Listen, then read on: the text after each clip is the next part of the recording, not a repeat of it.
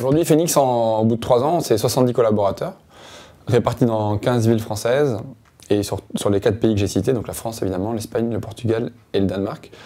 On a 500 clients, ça veut dire qu'on collecte 500 magasins par jour. On est en lien avec plus de 350 associations caritatives en aval, comme récepteurs. Et depuis le début de la création, donc depuis mars 2014, on a la fierté, collectivement en tant qu'équipe, de pouvoir dire qu'on a redistribué plus de 7 millions de repas.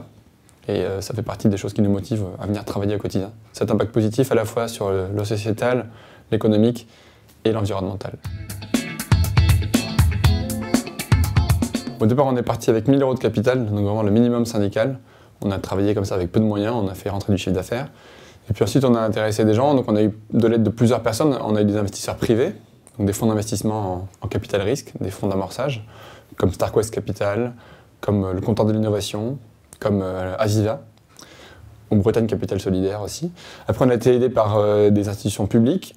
Récemment, on a eu une subvention de la région Île-de-France, un programme qui s'appelle PME, qui aide les entreprises à devenir des PME. On a eu de l'aide de la BPI, la Banque publique d'investissement. Et on a eu aussi de l'aide de la Caisse des dépôts et consignations, via un grand programme d'aide au numérique et à l'innovation digitale.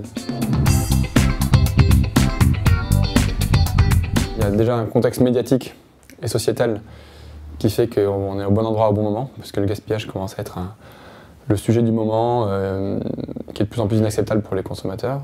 Donc toute cette tendance-là fait que c'est un sujet qui est dans l'air du temps. Il y a un contexte législatif qui nous aide aussi, puisque d'un point de vue réglementaire, dorénavant, on a une loi qui porte nos activités, puisque depuis 1 an maintenant, depuis mars 2016, il est interdit pour une grande surface de plus de 400 m² de détruire de la nourriture qui serait encore consommable.